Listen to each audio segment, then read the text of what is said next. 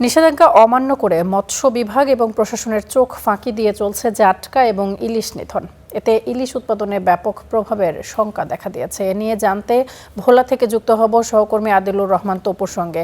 তপু, নিষেধাজ্ঞা অমান্যের এই বিষয়টি প্রতি বছরই আমাদের নজরে আসে এবং প্রশাসন নানান পদক্ষেপ গ্রহণ করে, তবু আসলে এগুলো রুখতে পারে না।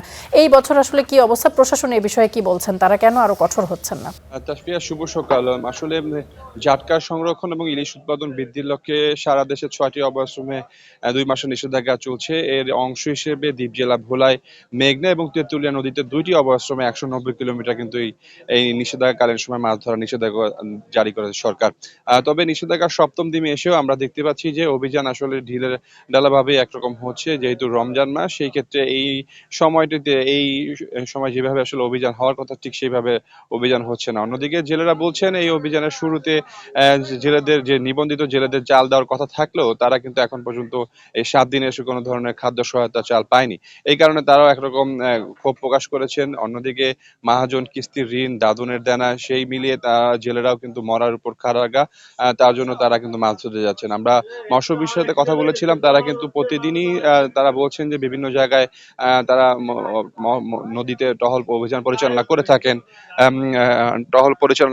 কিন্তু সেই টহলগুলো আমরা কিন্তু দেখতে পাচ্ছি না। একরকম মিডিয়া যতক্ষণ থাকে তখনই হয়তোবা এই অভিযানগুলো পরিচালিত হয়ে থাকে। তো সেই ক্ষেত্রে এই অভিযানগুলো নিয়ে এখানকার যারা আছেন তাদের মধ্যে প্রশ্ন আসে। আমরা এই মুহূর্তে দেখাচ্ছি যে এই ঘাটে সরাসরি কিছু মাছ বিক্রি হচ্ছেন। জেলেরা সকালবেলা এই মাছগুলো কিনে নিয়ে আসছিলেন। এখানে বিশেষ করে ইলিশের থেকে শুরু করে পোয়া মাছ, বিভিন্ন ধরনের মাছগুলো এই জেলেরা নিয়ে আসেন। আসলে তারাও একরকম বাধ্য হয়ে আমরা একটু কথা বলতে চাই তাদের কাছ থেকে।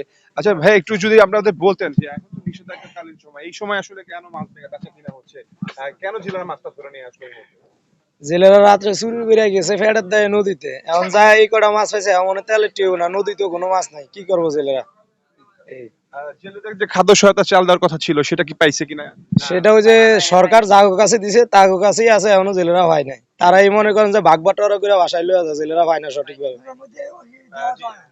শুনছিলেন আপনারা এখানকার জেলেরা এবং মৎস্য ব্যবসায়ীরা বলছিলেন তারা আসলে এই অভিযানগুলো হ্যাঁ, এবং এই অভিযানগুলো তারা নামমাত্র একরকম অভিযান হচ্ছে এবং এই ক্ষেত্রে এই অভিযানকে জোরালো করতে হলে অবশ্যই জেলেদেরকে খাদ্য সহায়তার যে চাল সেটি দ্রুত দেওয়ার দাবি জানিয়ে আসেন। কেন সামনে যেহেতু ঈদ আসেন, ভোলায় কিন্তু ১,৬৮,০০০ নিবন্ধিত জেলে রয়েছেন। এর মধ্যে মাত্র ৯০,০০০ জেলেকে খাদ্য সহায়তা এবং ১৩,০০০ জেলেকে বিশেষ খাদ্য সহায়তা আনা হয়েছে। এর বাহিরেও কিন্তু প্রায় ১,০০,০০০ মতো জেলে আছে।